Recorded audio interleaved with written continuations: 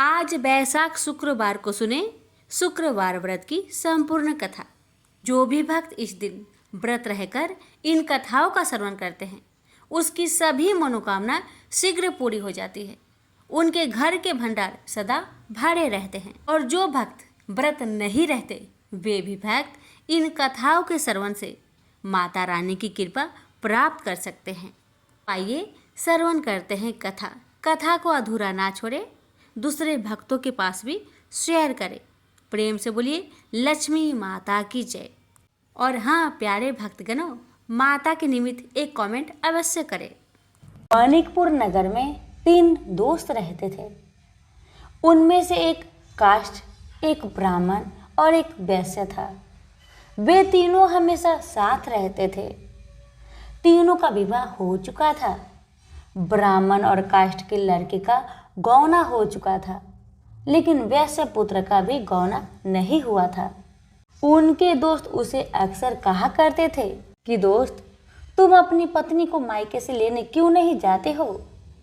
अब वैश्य पुत्र धनराज ने अपनी पत्नी कुसुम को लाने का निश्चय कर लिया। दोस्तों की बात मानकर अगले ही दिन धनराज ने माता पिता से अपनी पत्नी कुसुम को लेने जाने की बात कहने लगा। उसकी बात सुनकर वे हैरान होते हुए बोले, बेटा अभी शुक्र अस्त हो रहा है, इसलिए अभी बहू को लाना उचित नहीं है। कुछ दिन ठहर जाओ, रुक जाओ, फिर पत्नी को लेकर आना। लेकिन धनराज नहीं माना। वह कुसुम को लाने ससुराल पहुंच गया। फिर होना क्या था, ससुराल में धनराज की खूब आवभगत की गई। धनराज ने कुसुम को विदा करने के लिए कहा तो उनके सास ससुर ने कहा, बेटा अभी शुक्र अस्त हो रहा है, ऐसे में लड़की को विदा नहीं करते। कुछ दिन ठहर जाओ बेटा, फिर हम कुसुम को खुशी खुशी तुम्हारे साथ विदा कर देंगे। लेकिन धनराज वहां भी जीत पर अड़ गया। अब दामाद की जीत को देखकर सास ससुर ने भी कुसुम को विदा कर दिया। अब धनराज अपनी पत्नी को लेकर बैलगाड़ी में बैठकर अपने घर को जा रहा था। अचानक बैल तेजी से भागने लगी। रास्ते में बड़े पत्थर से टकराने के कारण गाड़ी के पहिया टूट गया। फलस्वरूप कुसुम गिर गई, उसे काफी चोट आई। दोनों को आगे की यात्रा पैदल ही करनी पड़ी। सुनसान रास्ते से गुजरते हुए डाकुओं ने उन्हें लूट लिया। उनका सारा धन आभूषण और वस्त्र छीन लिए। किसी तरह दोनों ने अपने जान बचाते हुए अपने घर को पहुंचे। अब जब घर पहुंच गए तो हुआ ये कि धनराज के बिस्तर पर सांप चढ़ गया और धनराज को डस लिया। सेठ जी ने बड़े बड़े चिकित्सक बुलवाए, मगर कोई भी चिकित्सक जहर उतारने में सफल नहीं हुआ। दूर दूर से सपेरे बुलाए गए, लेकिन कोई भी धनराज को बचा नहीं सका। धनराज की मृत्यु हो गई। उसी समय पंडितों ने सेठ जी को एक बात बताई कि आपके बेटे ने शुक्रास्त होने पर बहू को विदा करा लाने का भूल किया है। यदि आप शुक्रवार की पूजा अर्चना करें और बहू शुक्रवार का व्रत करे तथा कथा सुनकर प्रसाद ग्रहण करे तो शुक्र देवता की अनुकंपा से धनराज पुनः जीवित हो सकता है। सेठ जी ने पंडितों की बात मानकर अपने मृत बेटे और बहू को वापस उसके ससुराल भेज दिया। कुसुम ने अपने घर में पहुंचकर अपने माता पिता को सारी कहानी बताई तो माता पिता ने कहा, बेटा तुम चिंता मत करो, तुम शुक्रवार का व्रत श्रद्धा भक्ति के साथ करो, तुम्हारा पति जरूर ठीक होगा, भगवान पर भरोसा रखो। कुसुम ने अपने पति के लिए शुक्रवार का व्रत और पूजा पाठ किया। उनसे अपने पति की गलती के लिए क्षमा याचना मांगी। फलस्वरूप धनराज जीवित हो उठा। धनराज के जीवित हो जाने से घर में खुशियां ही खुशियां भर गई।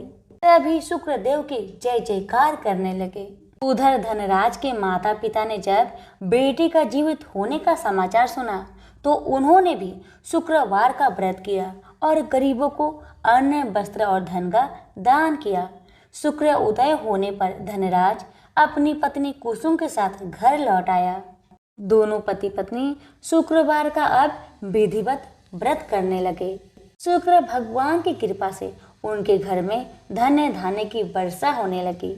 उनके सभी कष्ट दूर होते चले गए। परिवार में सभी आनंद पूर्वक रहने लगे। जो भी भक्त श्रद्धा पूर्वक शुक्र देव की व्रत करते हैं, इनकी कथा का प्रेम पूर्वक श्रवण करते हैं, उनकी सभी कष्ट दूर हो जाती है और उनके घर में अन्न धन के भंडार भर जाते हैं। तो सभी प्रेम से बोलिए शुक्र देव की जय। बहुत समय पहले की बात है। बनारस के गांव में एक बड़े धनवान सेठ रहते थे। वह विष्णु भगवान के परम भक्त थे और हमेशा सच बोला करते थे। एक बार जब भगवान सेठ की प्रशंसा कर रहे थे, तभी माँ लक्ष्मी ने कहा, स्वामी, आप इस सेठ की इतनी प्रशंसा क्यों क्या करते हैं? क्यों ना आज उसकी परीक्षा ली जाए और जाना जाए कि क्या वह सचमुच इसके लायक है या नहीं। भगवान बोले, ठीक है देवी, जैसी आपकी इच्छा। विष्णु भगवान ने लक्ष्मी जी से कहा कि अभी सेठ गहरी निद्रा में है, आप उसके सपने में जाए और उसकी परीक्षा ले लीजिए। अगले ही क्षण सेठ जी को सपना आया। सपने में धन की देवी लक्ष्मी उनके सामने आई और बोली, हे मनुष्य, मैं धन की देवी धात्री लक्ष्मी हूँ। सेठ जी को अपनी आंखों पर यकीन नहीं हुआ और वो बोले, हे माता, आपने साक्षात अपने दर्शन देकर मेरा जीवन धन्य कर दिया है। बताइए, मैं आपकी क्या सेवा कर सकता हूँ? माता ने कहा, कुछ नहीं, मैं तो बस इतना बताने आई हूँ कि मेरा स्वभाव चंचल है और बरसों से तुम्हारे भवन में निवास करते करते मैं ऊब चुकी हूँ और यहाँ से जा रही हूँ। सेठ जी बोले, मेरा आपसे निवेदन है कि आप यहीं रहे, किंतु अगर आपको यहाँ अच्छा नहीं लग रहा है तो मैं आपको भला कैसे रोक सकता हूँ। आप अपनी इच्छा अनुसार जहाँ चाहें वहाँ जा सकती हैं। इतना कहते ही माँ लक्ष्मी सेठ के घर से चली गई। थोड़ी देर बाद वे रूप को बदलकर पुनः सेठ के स्वप्न में यश के रूप में आई और बोली, सेठ, मुझे पहचान रहे हो? सेठ ने कहा, नहीं महोदय, आपको मैंने नहीं पहचाना। भेष रूपी लक्ष्मी माता ने कहा, मैं यश हूँ, मैं ही तेरी कीर्ति और प्रसिद्धि का कारण हूँ। लेकिन अब मैं तुम्हारे साथ रहना नहीं चाहता क्योंकि माँ लक्ष्मी यहाँ से चली गई है, अतः मेरा भी यहाँ कोई काम नहीं। सेठ ने कहा, ठीक है, यदि आप भी जाना चाहते हैं तो वही सही।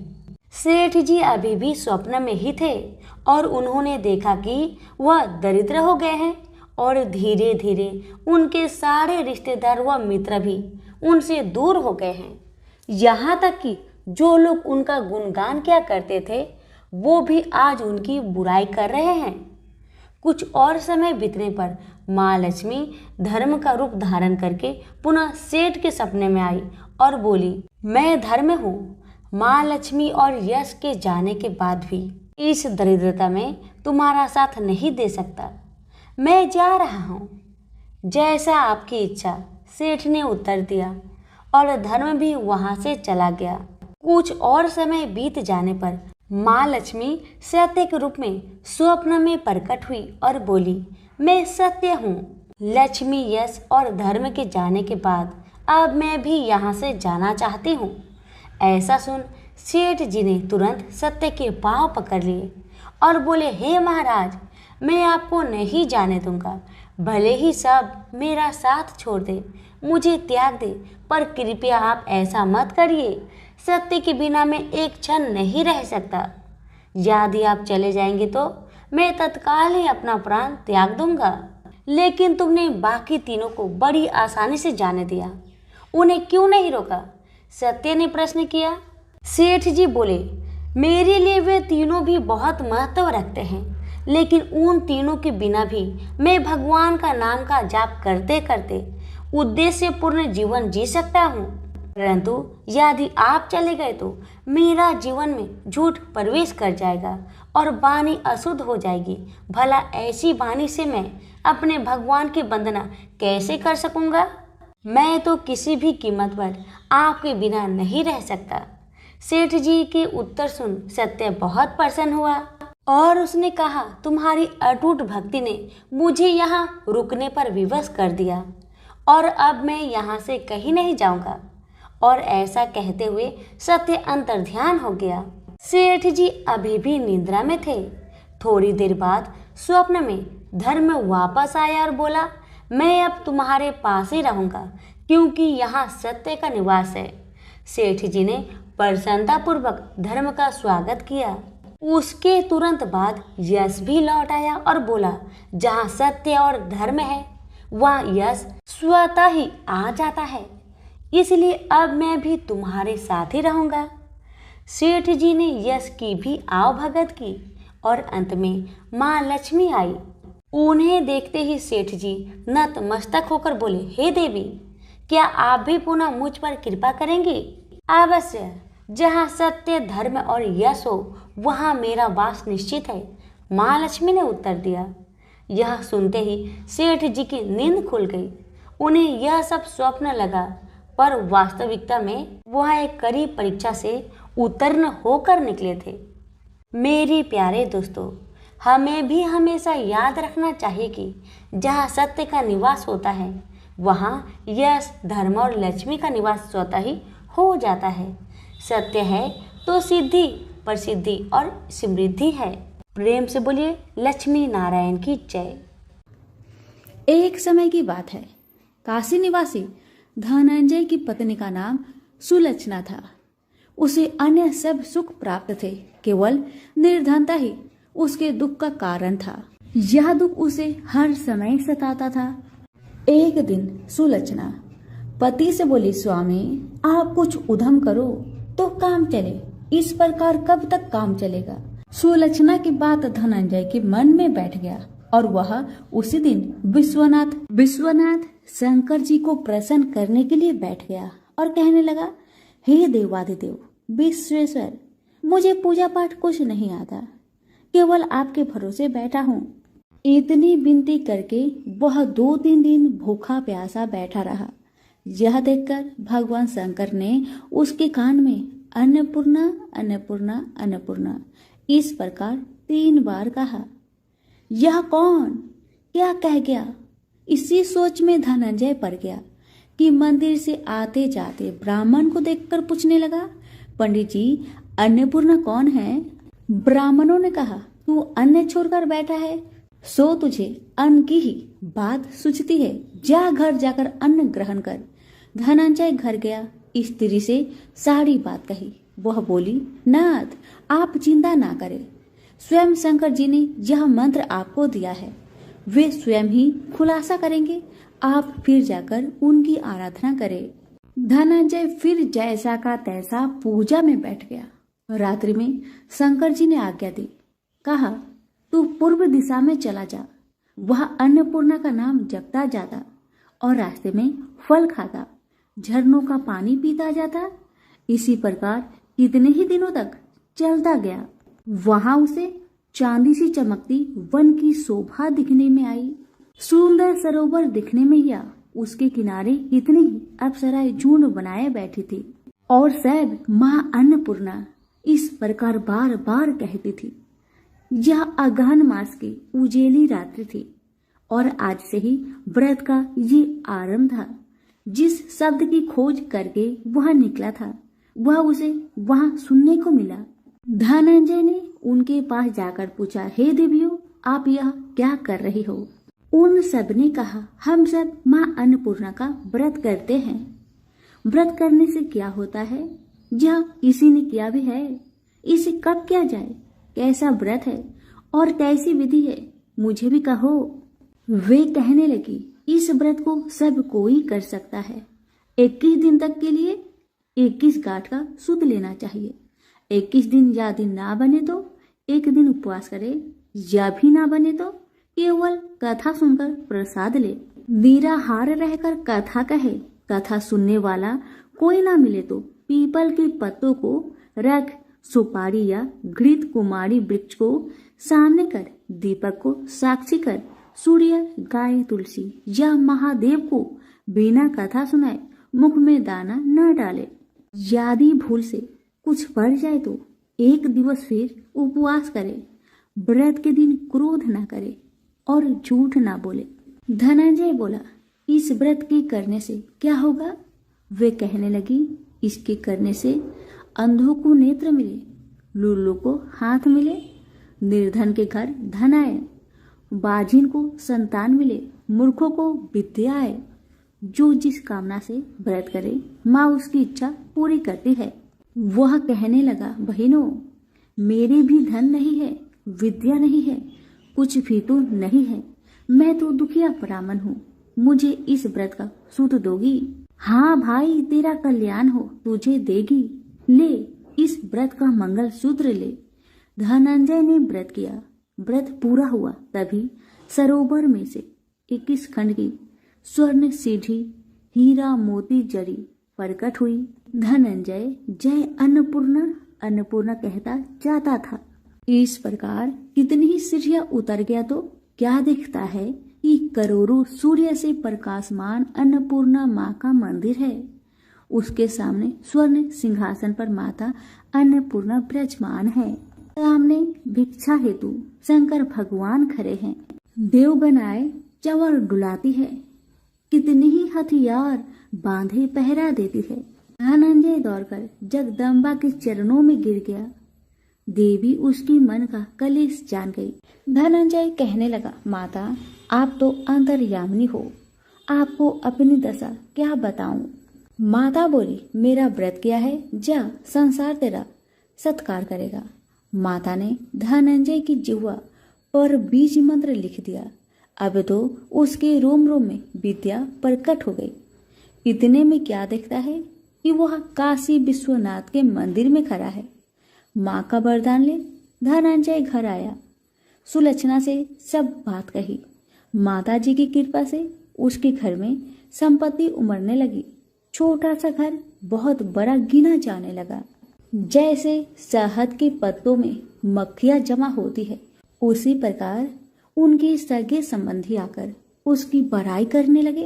कहने लगे, इतना धन और इतना बड़ा घर, सुंदर संतान नहीं हो तो इस कमाई का कौन भोग करेगा?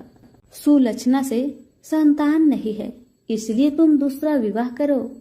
अनिच्छा होते हुए भी धनंजय को दूसरा विवाह करना पड़ा और सती सुलक्षणा को सौत का दुख उठाना पड़ा। इस प्रकार दिन बीतते गया। फिर अगहन मास आया। नए बंधन से बंधे पति से सुलक्षणा ने कहलाया कि हम व्रत के प्रभाव से सुखी हुए हैं, इस कारण यह व्रत छोड़ना नहीं चाहिए। यह माता जी का प्रताप है जो हम इतने संपन्न और सुखी है। सुलक्षणा की बात सुन धनंजय उसके यहाँ आया और व्रत में बैठ गया। नई बहू को इस व्रत की खबर नहीं थी। वह धनंजय की आने की राह देख रही थी। दिन बीतते गए और व्रत पूर्ण होने में 3 दिवस बाकी थे कि नई बहू को खबर पड़ी। उसके मन में ईर्ष्या की ज्वाला दहक रही थी। सुलक्षणा के घर आ पहुंची और उसने वहां भगदड़ मचा दी। वह धनंजय को अपने साथ ले गई। नए घर में धनंजय को थोड़ी देर के लिए निंद्रा ने आ दबाया। इसी समय नई बहू ने उसका व्रत का सूत तोड़कर आग में फेंक दिया। अब तो माता जी का कोप जाग गया। घर में अकस्मात आग लग गई। सब कुछ जलकर खाक हो गया। सुलक्षणा जान गई और पति को फिर अपने घर ले आई। नई बहू उठकर पिता के घर जा बैठी। पति को परमेश्वर मानने वाली सुलक्षणा बोली, नाथ, घबराना नहीं, माता जी की कृपा अलौकिक है। पुत्र कुपुत्र हो जाता है पर माता कुमाता नहीं होती। अब आप श्रद्धा और भक्ति से आराधना शुरू करो, वे जरूर हमारा कल्याण करेगी। धनंजय फिर माता के पीछे पड़ गया। फिर वही सरोवर सीढ़ी प्रकट हुई। उसमें माँ अन्नपूर्णा कहकर वह उतर गया। वहां जा माता जी के चरणों में रुदन करने लगा। माता प्रसन्न हो बोली, यह मेरी स्वर्ण की मूर्ति ले, उसकी पूजा करना, तू फिर सुखी हो जाएगा। जा, तुझे मेरा आशीर्वाद है। तेरी स्त्री सुलक्षणा ने श्रद्धा से मेरा व्रत किया है, उसे मैंने पुत्र दिया है। धनंजय ने आंखें खोली तो खुद को काशी विश्वनाथ के मंदिर में खड़ा पाया। वहां से फिर उसी प्रकार घर को आया। इधर सुलक्षणा के दिन चढ़े और महीने पूरे होते ही पुत्र का जन्म हुआ। गांव में आश्चर्य की लहर दौड़ गई। मानता आने लगा।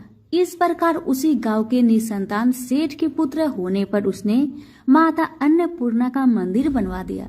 उसमें माताजी धूमधाम से पधारी, यज्ञ किया और धनंजय को मंदिर का आचार्य का पद दे दिया। जीविका के लिए मंदिर की दक्षिणा और रहने के लिए बड़ा सा सुंदर भवन दिया। धनंजय स्त्री पुत्र सहित वहां रहने लगा। माताजी की चढ़ावे में भरपूर आमदनी होने लगी। उधर नई बहू के पिता के घर डाका पड़ा, सब लूट गया। वे भीख मांगकर पेट भरने लगे। सुलक्षणा ने यह सुना तो उन्हें बुलावा भेजा, अलग घर में रख लिया और उनके अन्न वस्त्र का प्रबंध कर दिया। धनंजय, सुलक्षणा और उसका पुत्र माताजी की कृपा से आनंद से रहने लगे। माताजी ने जैसे इनके भंडार भरे वैसे सबके भंडार भरे। प्रेम से बोलिए अन्नपूर्णा माता की जय।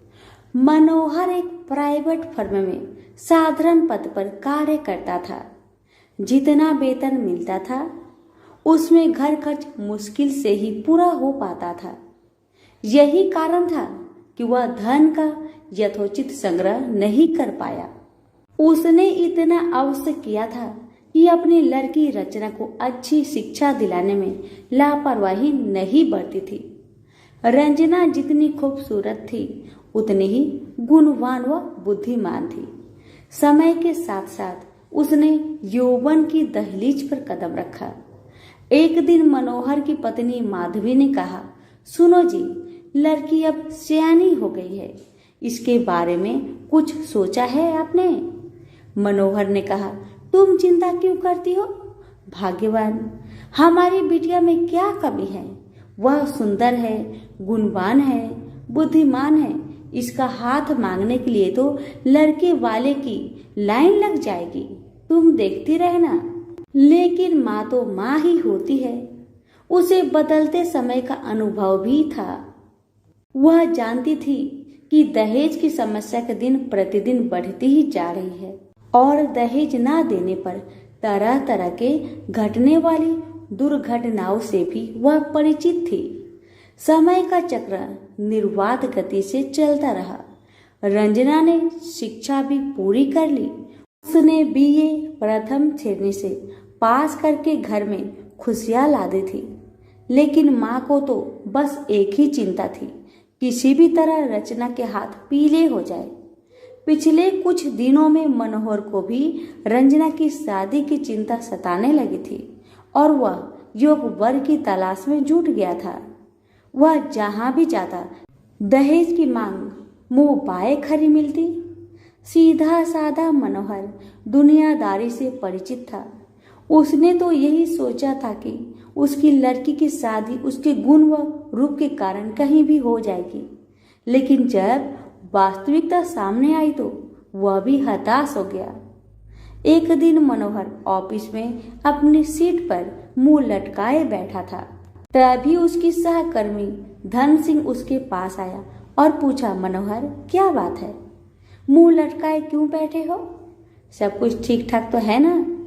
मनोहर ने अपनी सारी समस्या उसके सामने रखी तो वह बोला, आजकल माँ वैभव लक्ष्मी के काफी चमत्कार सुनने में आ रहे हैं। चारों तरफ उन्हीं की जय जयकार हो रही है। सुना है माँ वैभव लक्ष्मी हर समस्या का समाधान चुटकियों में ही कर देती है। मेरा तो कहना है कि तुम भी उनकी शरण में चले जाओ। बिटिया के लिए योग वर खुद ब खुद तुम्हारे द्वार पर आ जाएगा। धनसिंह की बातों से मनोहर का विवेक जाग उठा और उसने पत्नी सहित माँ वैभव लक्ष्मी के 21 शुक्रवार तक व्रत रखने का संकल्प लिया। व्रत के दिन पति पत्नी माँ का ही गुणगान करते रहे और शाम को पूजन कर भोजन करते हैं। इस तरह जब 7वें शुक्रवार का व्रत था, उसी दिन उसकी फर्म का मालिक सेठ दीनदयाल उसके घर पहुंचा। उन्हें देखकर पहले तो मनोहर चौंका, फिर आओ भगत में जुट गया। सेठ दीनदयाल ने मनोहर से कहा, मनोहर बुरा न मानना तो मैं एक बात कहूँ। मनोहर ने कहा, आप भी कैसी बातें करते हैं सेठ जी, आप तो बस आदेश करें। सेठ दीनदयाल ने कहा, तुम्हारी बेटी रचना मुझे और मेरे लड़के राजेश को बहुत पसंद है। मैं चाहता हूँ कि इन दोनों की शादी कर दी जाए। तुम्हें कोई आपत्ति हो तो मुझे कहो। मनोहर को कानों से सुने शब्द पर विश्वास नहीं हुआ। अपनी प्रसन्नता को मन में दबाते हुए बोला, सेठ जी, कहाँ आप राजा भोज के सामान और कहाँ मैं गंगू तेली जैसा। आपके सामने मेरी हैसियत ही क्या है। सेठ दीनदयाल ने उसकी बात को भांपते हुए कहा, मनोहर, तुम किसी प्रकार की चिंता मत करना। यह शादी दहेज के बिना होगी। बस मुझे तो रचना जैसी गुणवान लड़की ही चाहिए। मनोहर और उसकी पत्नी माधवी ने इसे माँ का ही चमत्कार माना और एक दूसरे की तरफ देखते हुए स्वीकृति दे दी। फिर रचना की शादी बड़े धूमधाम से हुई, जिसे देखकर सभी दंग रह गए। शादी के बाद मनोहर और उसकी पत्नी 21 शुक्रवार व्रत पूरे किए। व्रत के अंतिम दिनों दोनों ने 21 कन्याओं को भोजन कराया तथा माँ वैभव लक्ष्मी का विधिवत पूजन कर व्रत कथा की 21 पुस्तकें माँ के श्रद्धालु भक्तों में बांटी। माँ की कृपा से मनोहर माधवी सुखपूर्वक रहने लगे। इधर 9 माह बाद रचना को पुत्र रत्न की प्राप्ति हुई। ये सब माँ के चमत्कार की बदौलत ही संभव हो पाया था। तो सभी मिलकर बोलिए, माँ वैभव लक्ष्मी की जय। कथा अच्छी लगे तो दूसरों को शेयर अवश्य करें। कथा। किसी गांव में अनेक लोग रहा करते थे और सभी अपने अपने कामों में मग्न रहते थे। किसी को किसी का चिंता फिक्री परवाह था ही नहीं। सब अपने से ही मतलब रखते थे। इसी कारण से भजन कीर्तन, भक्ति भाव, दया माया, परोपकार जैसे संस्कार कम हो गए। उस गांव में बुराइयां बढ़ गई थी। शराब, जुआ, रेस, व्यभिचार, चोरी, डकैती वगैरह बहुत गुना शहर में होता रहता था। इसके बावजूद उस गांव में कुछ अच्छे लोग भी रहा करते थे। ऐसे ही लोगों में शीला और उनके पति की गृहस्थी मानी जाती थी। शीला बहुत धार्मिक प्रवृत्ति की थी और उसका स्वभाव संतोषी था। उनका पति भी विवेकी और सुशील था। शीला और उसका पति कभी किसी की बुराई नहीं किया करते थे और प्रभु भजन में अच्छी तरह समय व्यतीत करते थे। शहर के लोग उनकी गृहस्थी की सराहना करते थे। देखते ही देखते दिन बीतने लगा, समय बदल गया। शीला का पति बूढ़े लोगों से दोस्ती कर बैठा। अब होना क्या था वो तो हम सभी जानते हैं। अच्छे संगति का असर हमेशा अच्छा ही होता है, बुरा संगति का असर हमेशा बुरा ही होता है। इसलिए हमें हमेशा अच्छे संगति से संगत रखना चाहिए, बुरे से नहीं। अब जब शीला का पति बूढ़े लोगों से दोस्ती कर बैठा, अब वह जल्द से जल्द करोड़पति बनने का ख्वाब देखने लगा। इसलिए वह गलत रास्ते पर चल पड़ा। फलस्वरूप वह रोडपति बन गया। कहा जाता है ना, लालच बुरी बला है, इसलिए लालच नहीं करना चाहिए। अपना ईमानदारी और मेहनत से आगे बढ़ना चाहिए। अब जब शीला का पति रोडपति बन गया, जानी रास्ते पर भटकते भिखारी जैसी उसकी हालत हो गई थी। शराब, जुआ, रेस, चरस, गांजा वगैरह बुरी आदतों में शीला का पति भी फंस चुका था। दोस्तों के साथ उसे भी शराब की आदत बुरी तरह लग गई थी। इस प्रकार उसने अपना सब कुछ रेस जुए में गवा दिया। अब तो शीला अपने पति के बर्ताव से बहुत दुखी रहने लगी, किंतु उसे भगवान पर भरोसा था कि सब कुछ ठीक हो जाएगा। यही सोचकर वह अपने पति के बुरे बर्ताव को सहने लगी। शीला अपना अधिकांश समय प्रभु की भक्ति में बिताने लगी। अचानक एक दिन दोपहर को उनके द्वार पर किसी ने दस्तक दिया। शीला ने द्वार खोलकर देखा कि एक माजी खड़ी थी। उनके चेहरे पर अलौकिक तेज निखर रहा था। उनकी आंखों में से मानो अमृत की वर्षा हो रहा था। उनका भव्य चेहरा करुणा और प्यार से छलक रहा था। उनको देखते ही शीला के मन में अपार शांति छा गई, सारी चिंता मिट गई। शीला के रोम रोम में आनंद छा गया। शीला उस माजी को आदर के साथ अपने घर ले आई। दुख का बात यह था कि शीला के घर में बैठाने के लिए कुछ भी नहीं था कि माजी को किस पर बैठाया जाए। बेचारी यह सोच विचार के उसने एक सकुचाकर एक फटी हुई चादर पर उनको बिठाया और शीला ने कहा, माजी, मेरे घर में और कुछ भी नहीं है जो मैं आपको बैठा सकूं, इसलिए माँ मुझे माफ करना, मैं आपको फटी हुई चादर पर बैठा रही हूँ। माँ तो शीला की बातों से मंद मंद मुस्कुरा रही थी। माँ तो शीला की हर कहानी को जानती थी कि उसका पति उसके साथ कैसा व्यवहार कर रहा है। बेचारी कितने दुख में है। शीला के बातें सुन माजी प्रेम भरी शब्दों से बोली, शीला, क्यों मुझे तुमने पहचाना नहीं? हर शुक्रवार को लक्ष्मी जी के मंदिर में भजन कीर्तन के समय मैं ही तो वहां आती हूँ। इसके बावजूद शीला कुछ नहीं समझ पा रही थी। फिर माजी ने कहा, तुम बहुत दिनों से मंदिर नहीं आ रही हो, अतः मैंने सोचा चलो मैं ही देख लेती हूँ। माजी के अति प्रेम भरे शब्दों से शीला का हृदय पिघल गया। उसकी आंखों में आंसू आ गए और वह बिलख बिलख कर जोर जोर से रोने लगी। शीला को रोते देखकर माजी ने कहा, बेटी, सुख और दुख तो धूप और छाव जैसे होते हैं। धैर्य रखो बेटी, धैर्य रखो। और तुझे क्या परेशानी है, मुझे सारी परेशानी बता दे। माजी के व्यवहार से शीला को काफी संबल मिला और सुख की आस में उसने माजी को अपनी सारी दुख की कहानी सुना दी।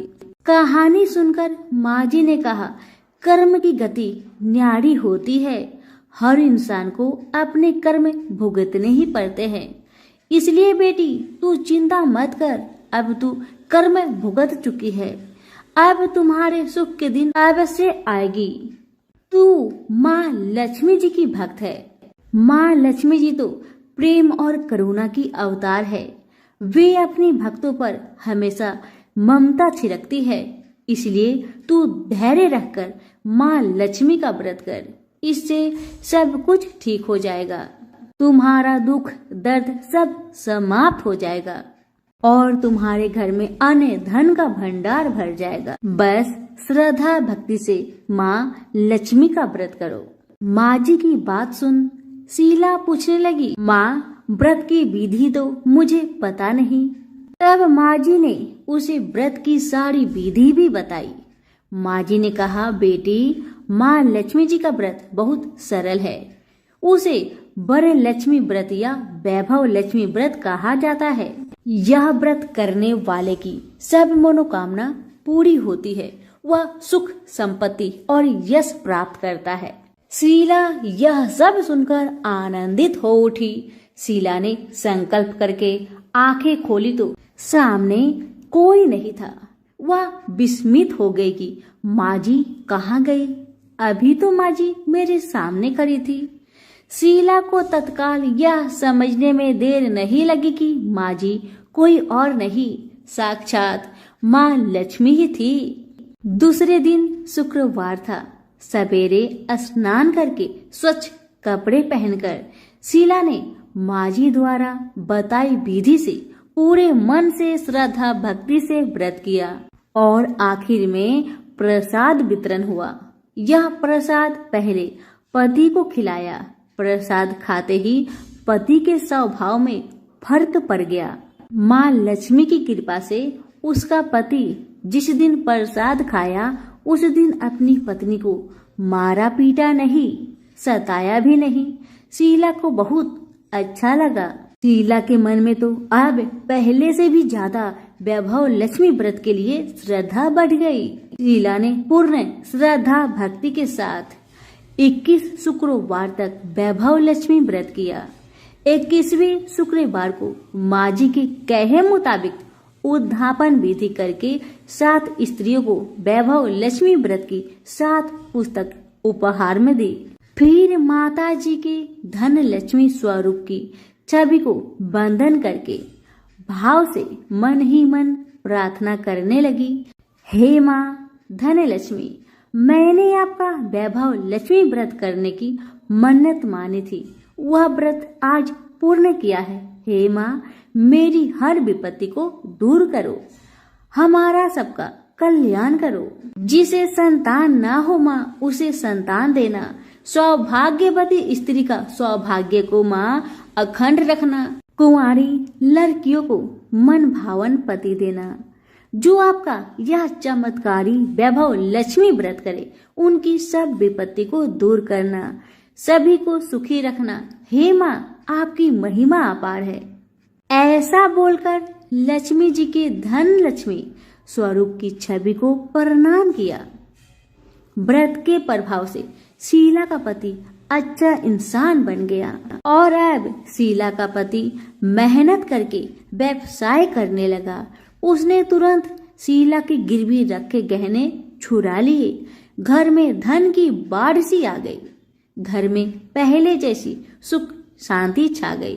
वैभव लक्ष्मी व्रत का प्रभाव देखकर मोहल्ले की दूसरी स्त्रियां भी विधि पूर्वक वैभव लक्ष्मी व्रत करने लगी। सभी प्रेम से बोले, वैभव लक्ष्मी माता की जय हो। आइए अब जानते हैं वैभव लक्ष्मी व्रत का उद्धापन विधि। 7, 11 या 21 जितने भी शुक्रवार की मन्नत मांगी हो, उतने शुक्रवार तक यह व्रत पूरी श्रद्धा तथा भावना के साथ करना चाहिए। आखिरी शुक्रवार को इसका शास्त्रीय विधि के अनुसार उद्धापन करना चाहिए। आखिरी शुक्रवार को प्रसाद के लिए खीर बनानी चाहिए। जिस प्रकार हर शुक्रवार को हम पूजन करते हैं, वैसे ही करना चाहिए। पूजन के बाद माँ के सामने एक श्रीफल फोड़े। फिर कम से कम 7 कुंवारी कन्या या सौभाग्यशाली स्त्रियों को कुमकुम का तिलक लगाकर माँ वैभव लक्ष्मी व्रत कथा की किताब की एक प्रति उपहार में देनी चाहिए और सबको खीर का प्रसाद देना चाहिए। इसके बाद माँ लक्ष्मी जी को श्रद्धा सहित प्रणाम करना चाहिए। फिर माता जी के धन लक्ष्मी स्वरूप की छवि को बंधन करके भाव से मन ही मन प्रार्थना करे, हे माँ धन लक्ष्मी, मैंने आपका वैभव लक्ष्मी व्रत करने की मन्नत मानी थी, यह व्रत आज पूर्ण किया है। हे माँ, हमारी मनोकामना पूर्ण करे, हमारी हर विपत्ति को दूर करे, हम सबका कल्याण करे। जिसे संतान ना हो, उसे संतान देना। सौभाग्यवती स्त्री का सौभाग्य अखंड रखना। कुंवारी लड़की को मन भावन पति देना। जो आपका यह चमत्कारी वैभव लक्ष्मी व्रत करे, उनकी सब विपत्ति दूर करना, सभी को सुखी करना। हे माँ, आपकी महिमा अपार है, आपकी जय हो। ऐसा बोलकर लक्ष्मी के धन लक्ष्मी स्वरूप की छवि को प्रणाम करे। सभी प्रेम से बोलिए, वैभव लक्ष्मी माता की जय हो। संतोषी माता के व्रत को करने वाला कथा कहते व सुनते समय हाथ में गुड़ व भुने चने रखे। सुनने वाले संतोषी माता की जय, संतोषी माता की जय, इस प्रकार जय जयकार मुख से बोलते जाए। कथा समाप्त होने पर हाथ का गुड़ चना गौ माता को खिलाए। कलश में रखा हुआ गुड़ चना सबको प्रसाद रूप में बांटे। कथा से पहले कलश को जल से भरे, उसके ऊपर गुड़ चने से भरा कटोरा रखे। कथा समाप्त होने और आरती होने के बाद कलश के जल को घर में सब जगह पर छिड़के और बचा हुआ जल तुलसी की क्यारी में डाल दे। 1.25 रुपए का गुड़ चना लेकर माता का व्रत करे। गुड़ घर में हो तो ले ले, विचार न करे, क्योंकि माता भावना की भूखी है। कम ज्यादा का कोई विचार नहीं चाहिए। जितना भी आपसे बन पड़े अर्पण करे। श्रद्धा और प्रेम से प्रसन्न मन हो व्रत करना चाहिए। व्रत के उद्यापन में 2.5 सेर खाजा, मोमन दाल पूरी, खीर चने का साग नैवेद्य रखे, घी का दीपक जला संतोषी माता की जय जयकार बोले, नारियल फोड़े। इस दिन घर में कोई खटाई न खाए और ना किसी को खाने को दे। इस दिन 8 लड़कों को भोजन कराए। देवर जेठ के लड़के मिलते हो तो दूसरों को न बुलाना। कुटुंब में न मिले तो ब्राह्मण के रिश्तेदारों के या फिर पड़ोसियों के लड़के को बुलाए। उन्हें खटाई की कोई वस्तु ना दे तथा भोजन कराकर यथाशक्ति दक्षिणा दे। नगद पैसे ना दे, कोई वस्तु दक्षिणा में दे। व्रत करने वाला कथा सुन प्रसाद ले, एक समय भोजन करे। इस तरह से माता प्रसन्न होगी और दुख दरिद्रता दूर होकर मनोकामना पूरी होगी। अब सुनिए कथा। पहले बोलिए संतोषी मैया की जय हो। एक बुढ़िया थी, उसके 7 पुत्र थे। 6 कमाने वाले और एक निकम्मा था। बुढ़िया माँ 6 पुत्रों की रसोई बनाती, भोजन कराती और जो बचता वह 7वें को देती थी। परंतु वह बड़ा भोला था, मन में कुछ विचार न करता था। एक दिन अपनी पत्नी से बोला, देखो मेरी माता का मुझ पर कितना प्यार है। वह बोली, क्यों नहीं, सबका जूठा बचा हुआ तुमको जो खिलाती है। वह बोला, ऐसा भी कहीं हो सकता है। मुझे तुम्हारी बातों पर भरोसा नहीं। जब तक मैं अपनी आंखों से ना देख लूं, मैं मान नहीं सकता। पत्नी ने कहा, देख लोगे तब मानोगे। कुछ दिन बाद बड़ा त्योहार आया। घर में 7 प्रकार के भोजन और चूरमा के लड्डू बने। वह जांचने को सिर दर्द का बहाना बनाकर पतला कपड़ा सिर पर ओढ़कर रसोई में सो गया और कपड़े में से सब कुछ टुकुर टुकुर देख रहा था। 6 भाई भोजन करने आए। उसने देखा माँ ने उनके लिए सुंदर सुंदर आसन बिछाए, 7 प्रकार की रसोई परोसी। वह आग्रह करके उन्हें जिमाती है। वह देखता रहा।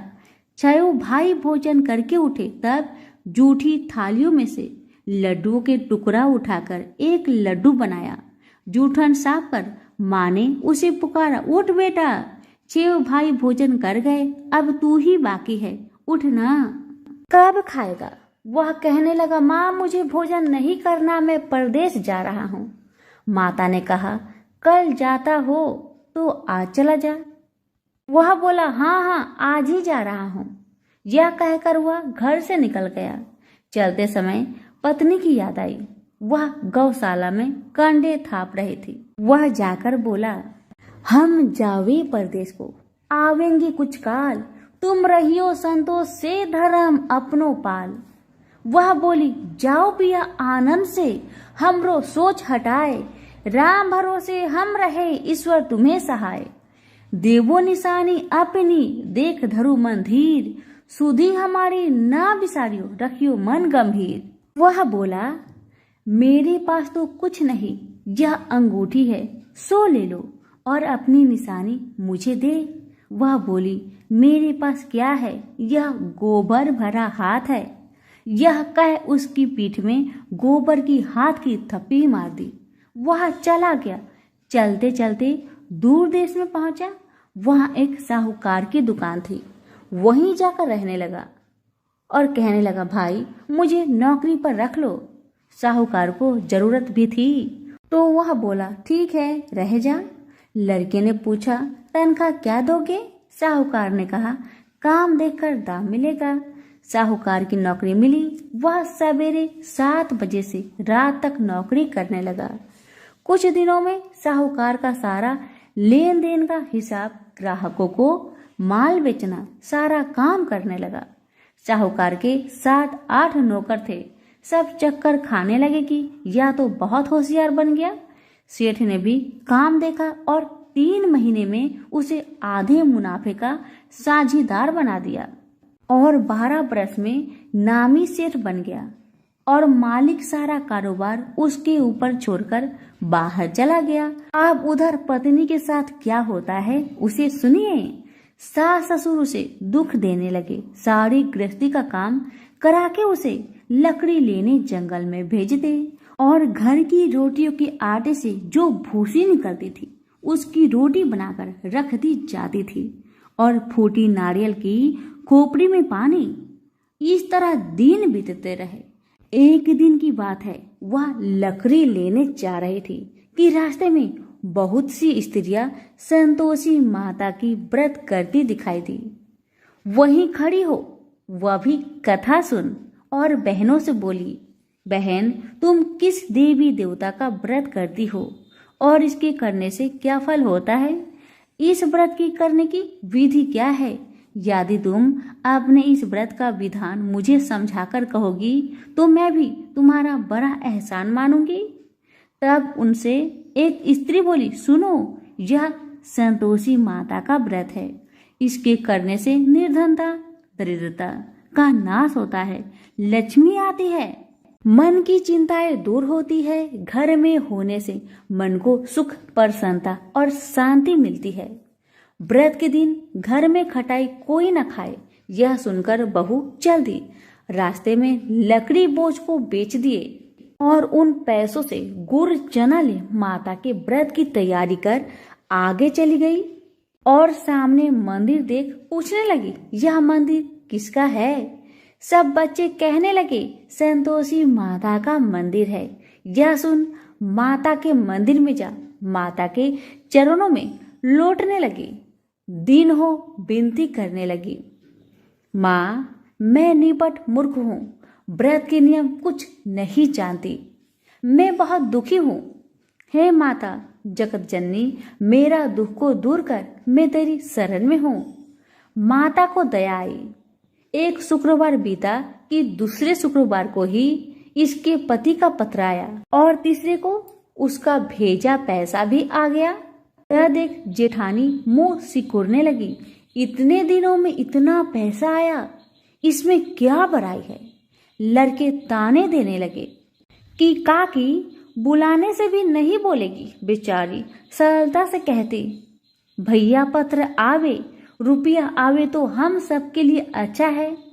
ऐसा कहकर आंखों में आंसू भरकर संतोषी माता के मंदिर में आ मातेश्वरी के चरणों में गिरकर रोने लगी। माँ मैंने तुमसे पैसा नहीं, मुझे पैसे से क्या काम है माँ, मुझे तो अपने सुहाग से काम है।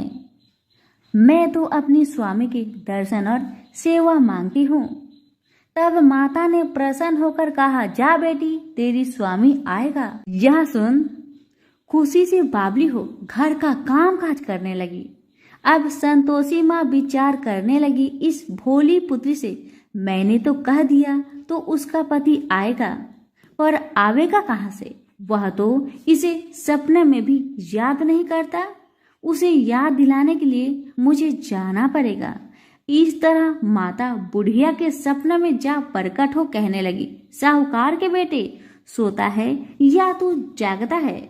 वह बोला, माता सोता भी नहीं जागता भी नहीं, बीच में ही हूँ, कहो क्या आज्ञा है? वहाँ कहने लगी, तेरा घर बार कुछ है या नहीं? वह बोला, मेरा सब कुछ है माँ, बाप भाई बहन व पत्नी, क्या कमी है? माँ बोली, भोले पुत्र तेरी स्त्री घोर कष्ट उठा रही है, तेरे माँ बाप उसे दुख दे रहे हैं, वह तेरे लिए तरस रही है, तू उसकी सुधि ले। वह बोला, माता यह तो मुझे मालूम है, परंतु जाओ कैसे? परदेश की बात है, लेन देन का कोई हिसाब नहीं, जाने का कोई रास्ता नजर नहीं आता माँ, कैसे चला जाऊँ? माँ कहने लगी, मेरी बात मान, सवेरे नहा धोकर माता का नाम ले, घी का दीपक जला, दंडवत कर दुकान पर बैठ जा, देखते देखते तेरा लेन देन चुक जाएगा, माल बिक जाएगा, साज होते होते धन का ढेर लग जाएगा। तब सवेरे बहुत जल्दी उठ उसने लोगों से अपने सपने की बात कही तो वे सब उसकी बात अनसुनी कर दिल लगी उड़ाने लगे कि कहीं सपने भी सच होते हैं। एक बूढ़ा बोला, देख भाई मेरी बात मान, इस तरह साच झूठ करने के बदले देवता ने जैसा कहा है वैसा ही करो, तेरा इसमें क्या जाता है? अब बूढ़े की बात मानकर नहा धोकर संतोषी माता को दंडवत कर घी का दीपक जलाकर दुकान पर बैठ गया। थोड़ी देर में क्या देखता है कि दिन वाले रुपए लाए, लेने वाले हिसाब लेने लगे। कोठे में भरे सपनों के खरीदार नगद दाम में सौदा करने लगे। शाम तक धन का ढेर लग गया। माता का यह चमत्कार देख खुश हो मन में माता का नाम ले घर जाने की वास्ते गहना कपड़ा खरीदने लगा और वहां के काम से निपटकर तुरंत रवाना हुआ। वहां पत्नी बेचारी जंगल में लकड़ी लेने जाती। लौटते वक्त माता जी की मंदिर में विश्राम करती है। वह तो उसका रोज रुकने का स्थान ठहरा। दूर से धूल उठती देखकर वह माता से पूछती है, हे माता, यह धूल कैसे उड़ रही है? माँ कहती है, हे पुत्री, तेरा पति आ रहा है। अब तू ऐसा कर, लकड़ियों के 3 बोझ बना ला। एक नदी के किनारे रख, दूसरा मेरे मंदिर पर और तीसरा अपने सिर पर रख। तेरे पति को लकड़ी का गट्ठा दिख मोह पैदा होगा। वह वहां रुकेंगे, नाश्ता पानी बना खा पीकर माँ से मिलने जाएगा। तब तू लकड़ी का बोझ उठाकर जाना और बीच में चौक के गट्ठा डालकर 3 आवाजें लगाना। लो सासू जी, लकड़ियों का गट्ठा लो, भूसे की रोटी दो, नारियल के खोपरे में पानी दो, आज मेहमान कौन आया है? माँ की बात सुन उसने कहा, बहुत अच्छा माता, कहकर प्रसन्न हो लकड़ियों के 3 गट्ठे ले आई। एक नदी के तट पर, एक माता के मंदिर पर रखा। इतने में ही मुसाफिर आ पहुंचा। सूखी लकड़ी देख उसके पति की इच्छा हुई कि यही निवास करे और भोजन बना खा पीकर गांव जाए। इस प्रकार भोजन बना विश्राम करके वह गांव को गया। जब वह सबसे प्रेम से मिल रहा था, उसी समय पत्नी सिर पर लकड़ी का गट्ठा लिए आती है। लकड़ी की भारी बोझ आंगन में रखकर जोर से 3 आवाज देती है। लो सासू जी, लकड़ी का गट्ठा लो, भूसे की रोटी दो, नारियल के खोपरे में पानी दो, आज कौन मेहमान आया है? यह सुनकर उसकी सास अपने दिए हुए कष्टों को भुलाने हेतु कहती है, बहू ऐसा क्यों कहती है? तेरा मालिक ही तो आया है। आ बैठ जा, मीठा भात खा, भोजन कर, कपड़े गहने पहन। इतने में आवाज सुन उसका स्वामी बाहर आता है और अंगूठी देख व्याकुल हो माँ से पूछता है, माँ यह कौन है? माँ कहती है, बेटा यह तेरी पत्नी है। आज 12 वर्ष हो गए जब से तू गया है, तब से सारे गांव में जानवर की तरह भटकती रहती है। काम काज घर का कुछ नहीं करती है, 4 समय आकर खा जाती है। अब तुझे देखकर भूसी की रोटी और नारियल के खोपरे में पानी मांगती है। वह लज्जित हो बोला, ठीक है माँ, मैंने इसे भी देखा है और तुम्हें भी देखा है। अब मुझे दूसरे घर की ताली दे दो, उसमें रहूं। तब माँ बोली, ठीक है बेटा, तेरी मर्जी। इतना कहकर ताली का गुच्छा पटक दिया। उसने ताली लेकर दूसरे कमरे में जो तीसरी मंजिल के ऊपर था उसे खोलकर सारा सामान जमाया। एक दिन में ही वहां राजा के महल जैसा ठाट बाट बन गया। अब क्या था, वो दोनों सुखपूर्वक रहने लगे। इतने में अगला शुक्रवार आया। बहू ने अपने पति से कहा कि मुझको माँ का उद्यापन की तैयारी करना है और इतना कहकर तैयारी करने लगी। जेठ के लड़कों को भोजन के लिए कहने गई। उन्होंने मंजूर किया, परंतु पीछे जेठानी बच्चों को सिखाती है, देखो रे, भोजन के समय खटाई मांगना जिससे उसका उद्यापन पूरा ना हो। लड़के जीवने आए, खीर पेट भर खाए, परंतु याद आते ही कहने लगे, हमें कुछ खटाई दो, खीर खाना हमें भाता नहीं, खीर देखकर तो हमें अरुचि होती है। बहू कहने लगी, खटाई किसी को नहीं दी जाएगी, यह तो संतोषी माता का प्रसाद है। लड़के उठ खड़े हुए और बोले, पैसे लाओ। भोली बहू कुछ जानती नहीं थी, सो उन्हें पैसे दे दिए। लड़के उसी समय उठ इमली लाकर खाने लगे। यह देखकर संतोषी माता बहू पर क्रोधित हुई। राजा के दूत उसके पति को पकड़ कर ले गए। जेठ जेठानी मन माने खोटे वचन कहने लगे। लूट लूट कर धन इकट्ठा कर लाया था, सो राजा के दूत उसको पकड़ कर ले गए। अब सब मालूम पड़ जाएगी जब जेल की मार खाएगा। बहू से वचन सहन नहीं हुए। वह रोती रोती माता के मंदिर में गई और बोली, हे माता, तुमने ये क्या किया? मुझे हंसाकर अब क्यों रुलाती हो माँ? तब माता बोली, पुत्री, तूने उद्धापन करके मेरा व्रत भंग किया, इतनी जल्दी सब बातें भुला दी? वह कहने लगी, माता, भूली तो नहीं हूँ, न कुछ अपराध किया है, मुझे तो लड़कों ने भूल में डाल दिया, मैंने भूल से उन्हें पैसे दे दिए, मुझे क्षमा करो माँ, मुझे क्षमा करो। माँ बोली, ऐसे कहीं भूल होती है? वह बोली, माँ, मुझे माफ कर दो माँ, मैं फिर से तुम्हारा उद्धापन करूंगी।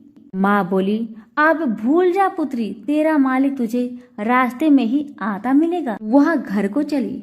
रास्ते में उसका पति आता मिला। उसने पूछा, तुम कहाँ गए थे? तब वह कहने लगा, इतना धन जो मैं कमाया हूँ उसका टैक्स राजा ने मांगा था, वह भरने गया था। वह प्रसन्न हो बोली, भला हुआ, अब घर चलो। कुछ दिन बाद फिर शुक्रवार आया। वह बोली, मुझे माता का उद्धापन करना है। पति ने कहा, करो फिर। जेठ के लड़कों से भोजन को कहने गई। जेठानी ने एक दो बातें सुनाई और लड़कों को सिखा दिया कि तुम पहले ही खटाई मांगने लगना। लड़के कहने लगे, हमें खीर खाना नहीं भाता, जी बिगड़ता है, कुछ खटाई खाने को देना। वह बोली, खटाई खाने को नहीं मिलेगा, खाना हो तो खाओ, अन्यथा तुम जा सकते हो। वह बेचारी ब्राह्मण के लड़कों को लाकर भोजन कराने लगी। यथाशक्ति दक्षिणा की जगह एक एक फल उन्हें दिया। इससे संतोषी माँ प्रसन्न हुई। माता की कृपा होते ही 9वें मास उसको चंद्रमा के समान सुंदर पुत्र उत्पन्न हुआ। पुत्र को लेकर प्रतिदिन माता जी के मंदिर जाने लगी। माँ ने सोचा कि वह रोज आती है, क्यों ना मैं इसके घर चलूं, इसका आसरा देखूं तो सही। यह विचार कर माता ने भयानक रूप बनाया। गुड़ और चने से सना, मुख ऊपर सूर्य के समान होठ, उस पर मक्खियां भिनभिना रही थी। दहलीज में पांव रखते ही उसकी सास चिल्लाई, देखो रे, कोई चुड़ैल चली आ रही है, लड़कों इसे भगाओ नहीं तो किसी को खा जाएगी। लड़के डरने लगे और चिल्लाकर खिड़की बंद करने लगे। बहू रोशनदार से देख रही थी, प्रसन्नता से पागल होकर चिल्लाने लगी, आज मेरी माँ आई है, आज मेरी माँ मेरे घर को आई है। यह कहकर बच्चे को दूध पीने से हटाती है। इतने में सास का क्रोध फूट पड़ा। बोली, रांड, इसे देखकर कैसी उतावली हुई जो बच्चे को पटक दिया। इतने में माँ के प्रताप से जहाँ देखो वही लड़के ही लड़के नजर आने लगे। वह बोली, माँ जी, जिनका मैं व्रत करती हूँ यह तो वही संतोषी माता है। इतना कहा झट से सारे घर के किवाड़ खोल देती है। सबने माता के चरण पकड़ लिए और विनती कर कहने लगे, हे माता, हम मूर्ख है, हमें अज्ञानी है, पापी है, तुम्हारे व्रत की विधि हम नहीं जानते, तुम्हारे व्रत भंग कर हमने अपराध किया है माँ। हे माँ, आप हमारा अपराध क्षमा करो। उस प्रकार माता प्रसन्न हुई। माता ने बहू को जैसा फल दिया वैसा माता सबको दे। जो पढ़े उनका मनोरथ पूर्ण हो, जो सुने उनका भी मनोरथ पूर्ण हो। तो प्रेम से बोलिए, संतोषी माता की जय हो। कथा अच्छी लगे तो अभी लाइक करके दूसरों को शेयर करें और चैनल को सब्सक्राइब करें। धन्यवाद।